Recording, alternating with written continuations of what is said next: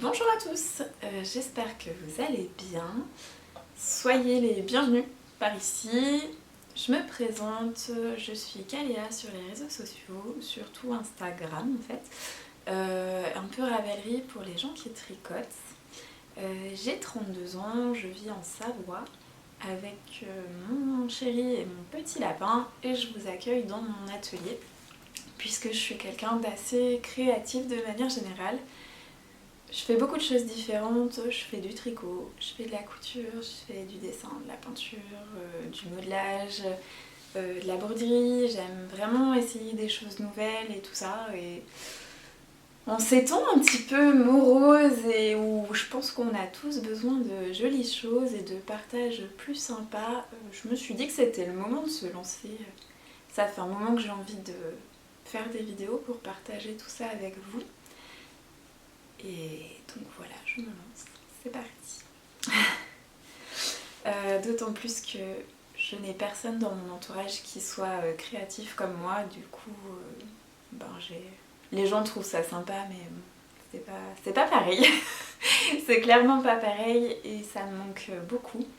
Donc voilà, j'avais envie de remettre un peu ça au goût du jour. Aujourd'hui, on va parler tricot. On va parler normalement sur cette chaîne, j'aimerais vraiment parler de plein de choses différentes quand je découvre des nouvelles choses, quand je fais des nouvelles expériences et tout ça, j'aimerais bien vous montrer tout ça. Sachant que je suis une quiche en montage, donc je sais pas trop ce que ça va donner, mais j'essaierai de faire des choses sympas. Et du coup voilà, je sais pas si ça va être des vidéos type ce que j'ai fait cette semaine ou il y a 2 semaines, etc. Ou si ça va être des vidéos par thème.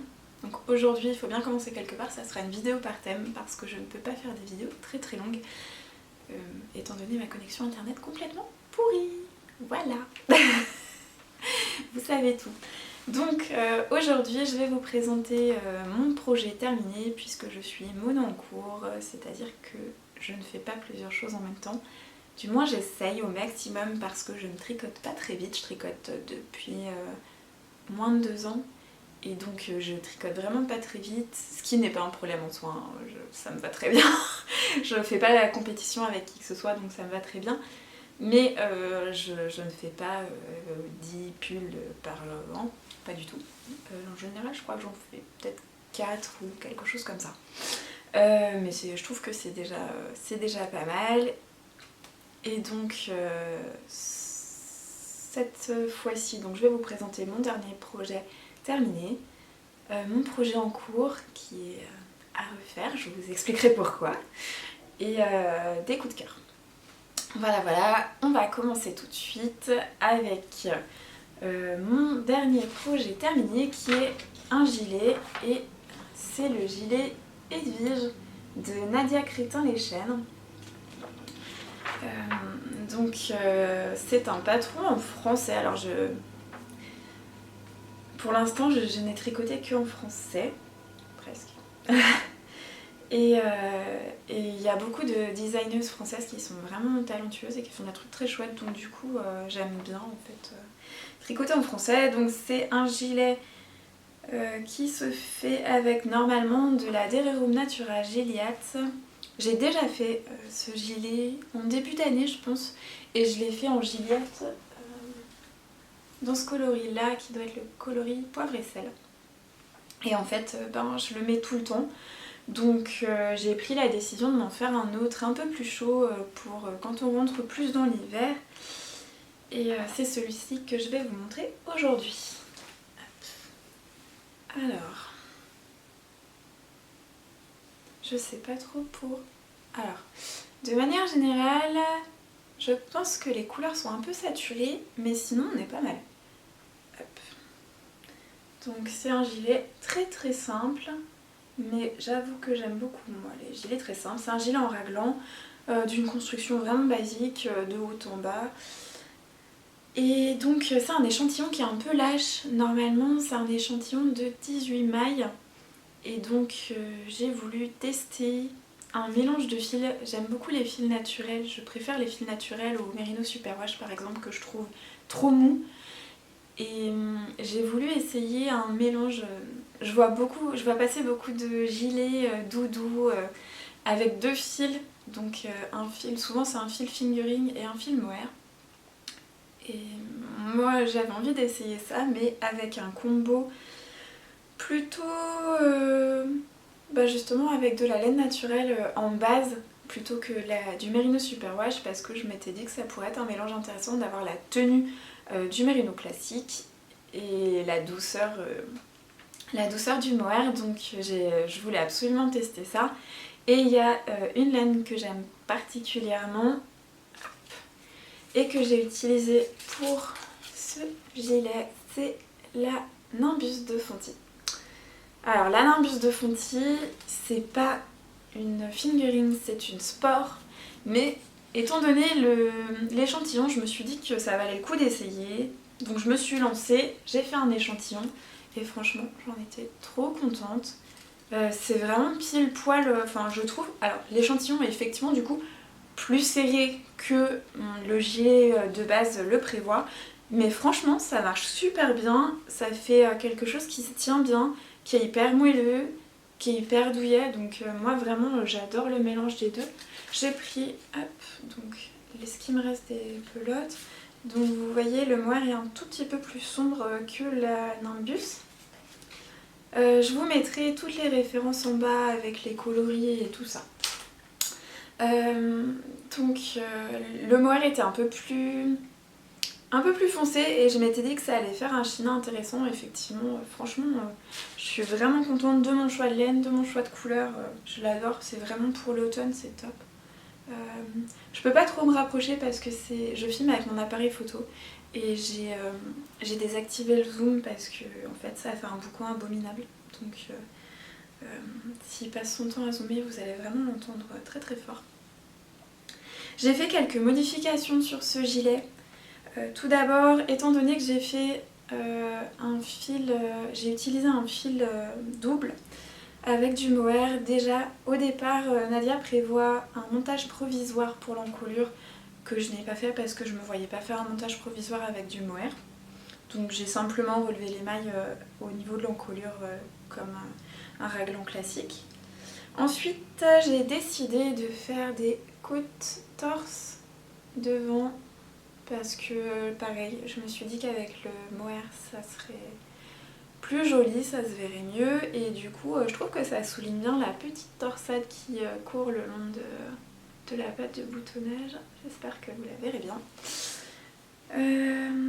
J'ai des petits boutons qui viennent tout simplement du stock de ma belle-mère qui me le prête gentiment à chaque fois que j'ai besoin de boutons.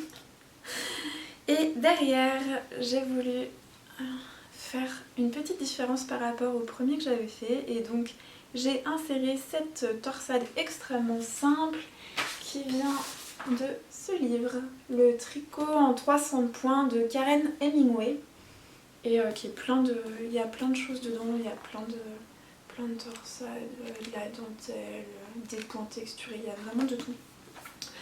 Et il est très bien expliqué et voilà, c'est vraiment la base, hein. C'est vraiment une torsade hyper simple, il y a des mailles croisées d'un côté et des mailles croisées dans l'autre sens de l'autre. Donc c'est vraiment la base de la torsade.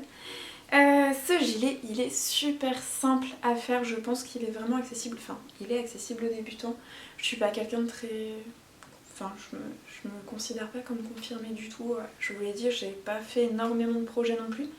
Donc voilà. Je vais vous l'enfiler en évitant de me cramer avec mes bougies. Voilà, voilà. Donc il tombe super bien. J'ai fait la taille S, c'est la taille 104 cm. Et moi je fais 92 cm de tour de poitrine.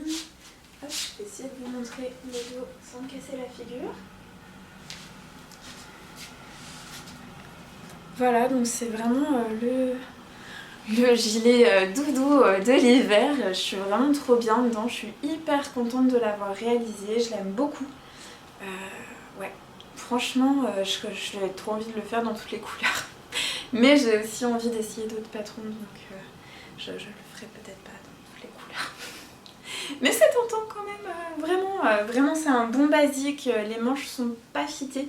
Donc ça c'est pareil, c'est quelque chose que j'apprécie parce qu'en plus comme je le porte en veste, souvent j'ai d'autres vêtements en dessous.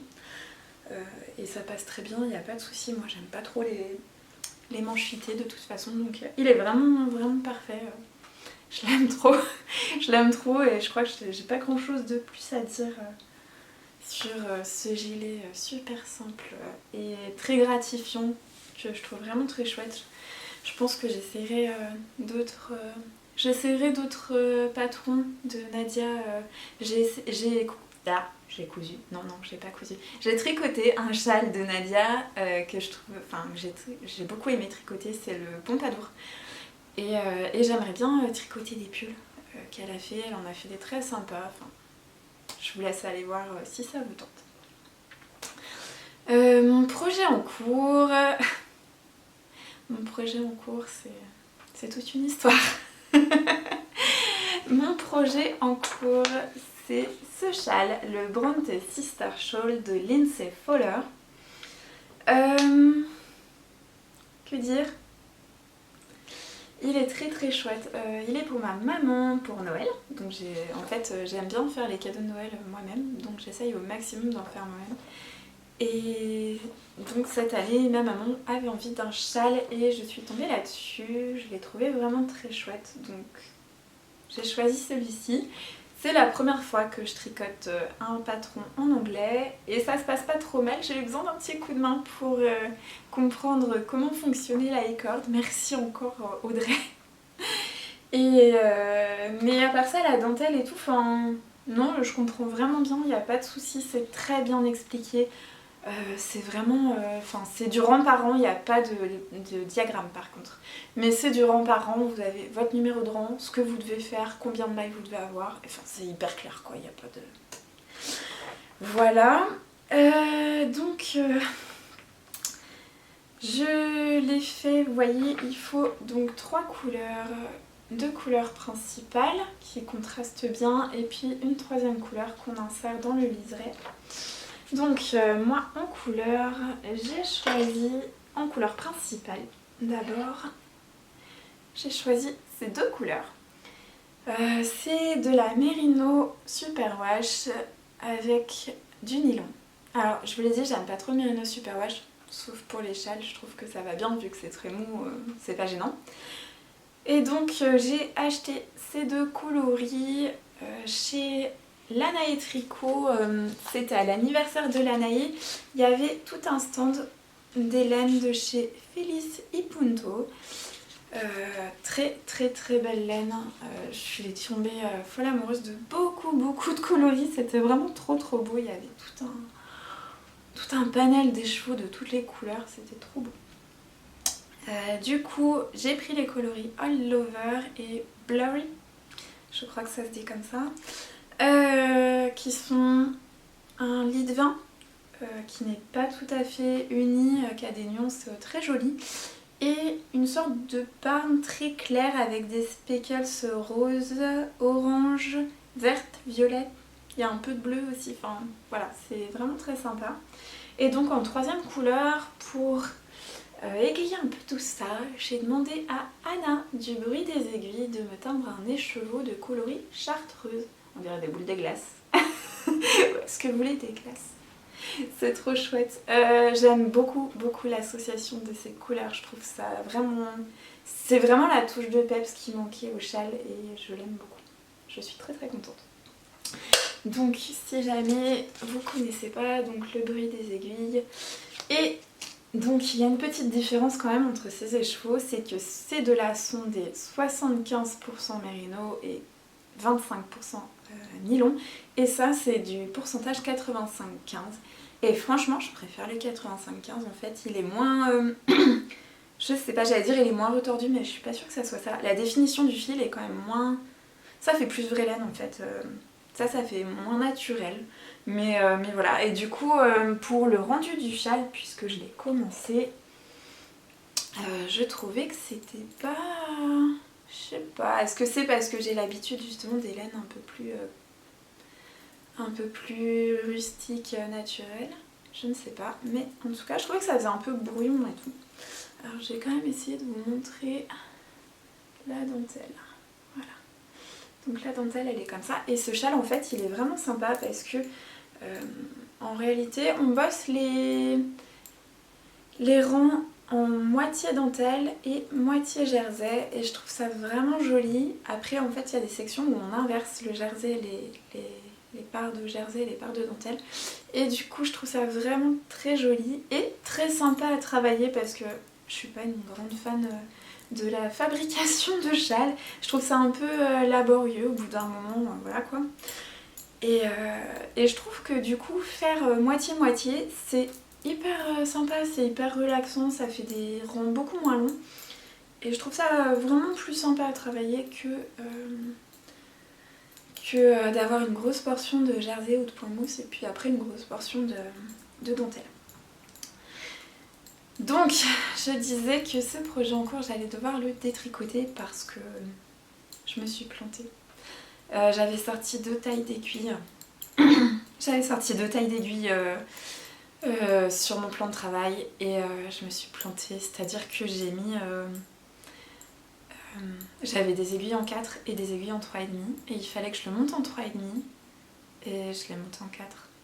Et en fait je pense que c'est pour ça que c'est pas très joli. Ça fait un peu trop lâche, un peu trop... Mais par contre la couleur est trop belle. Je sais pas trop... Comme je vous l'ai dit, c'est un petit peu... ça m'a l'air un peu trop vif. Mais à part ça, la couleur est bonne. Et j'arrive pas à enlever... à changer la vivacité des couleurs. Donc voilà, j'ai fait une 50aine de rangs. Mais je vais devoir tout détricoter et puis je vais recommencer parce que je pense qu'effectivement avec une demi-taille d'aiguille en dessous ça devrait être plus joli. Voilà. Mais bon, sinon à part ça, ça se passe bien. Ouais, je vous l'ai dit, le tricot est assez simple à comprendre et je le trouve vraiment sympa.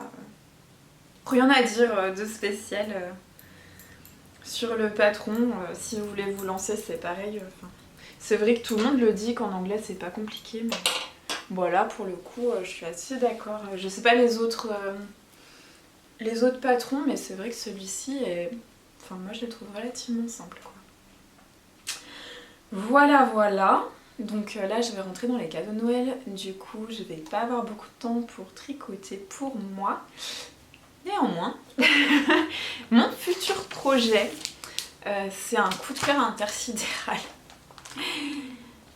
Je veux absolument faire le ballet pullover de chez Sari Nordlund. Ça se passe de mots, je crois. Je le trouve trop beau, je le trouve absolument magnifique. Il me le faut, c'est obligé. Donc encore un patron en anglais. Mais bon, c'est un pull en raglan, donc je pense que a priori je devrais m'en sortir. Il y a juste la dentelle, mais il y a des diagrammes, donc il suffit de suivre le diagramme. Et donc pour faire ce pull, normalement ça se fait en Cyrano d'Herbum Natura. Et moi j'ai déjà testé la Gillette et tout, et du coup j'avais envie de changer un peu. Et puis en plus il n'y avait pas les couleurs que je voulais vraiment. J'ai pas trouvé de couleur où je me suis dit ouais je veux vraiment de cette couleur. Et du coup chez Laine des Îles j'ai acheté de la Snell-Dan. Donc c'est du coloris numéro 1, je pense que c'est du non-teint. Je suis désolée, je ne vais pas vous dire le nom de cette base parce que je n'y arriverai pas. J'y arriverai juste pas, je parle pas finlandais ou je ne sais quoi. Donc voilà. Mais je vous mettrai le nom en barre d'infos. Et donc voilà, c'est de la grosse laine, ça devrait monter assez vite et j'ai super hâte de le commencer parce que ça va être trop bien, j'ai vraiment trop hâte de le porter aussi. C'est mon rêve ultime du moment. J'ai des périodes comme ça où je suis un peu focus sur certaines choses, ben là, voilà, c'est ça, je veux ce pull. Voilà.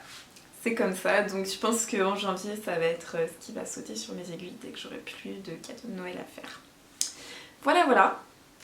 Donc pour les patrons et laine, c'est terminé. Et par contre, je voulais vous présenter un truc que en fait vous devez déjà connaître.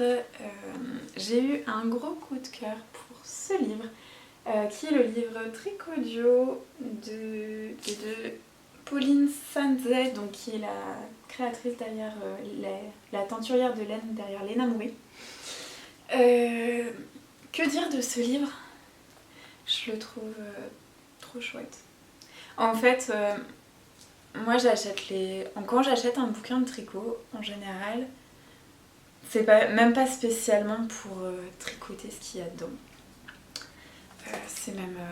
je crois que j'ai jamais tricoté un patron dans un livre. Désolée. En fait, en général, je crois que je les achète plus pour soutenir les créateurs et voilà, et parce que j'aime bien les beaux objets, j'aime bien les beaux livres. Donc du coup, c'est plutôt pour ça, en général, que je les achète. Mais j'avoue que celui-ci, je sais pas, je l'ai ouvert au petit déjeuner un matin, parce que j'aime bien lire pendant le petit déjeuner. Ça fait partie de mes petits plaisirs du matin pour me mettre en forme. Donc du coup j'ai ouvert ce livre pour mon petit déjeuner et je sais pas, j'ai commencé à le lire. Donc c'est des tricots qui sont pensés en duo, par exemple duo mère-fille, duo sœur, duo d'amis, duo... voilà. Et qui sont à chaque fois réalisés par des designeuses différentes, réunies toutes autour des laines de Léna Mouret. Donc du coup, voilà, il y a chaque mois de l'année où il y a 2 patrons de tricot.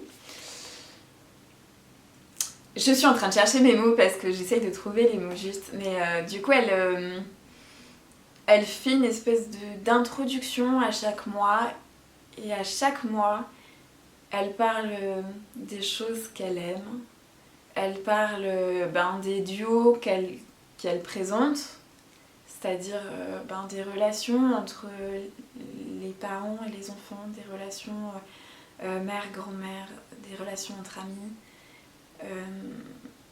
Elle parle des petites choses qui lui font du bien sur certains mois qui sont un peu plus moroses, ou de la joie qu'elle peut avoir à certains mois qui sont différents, qui ont plus de lumière.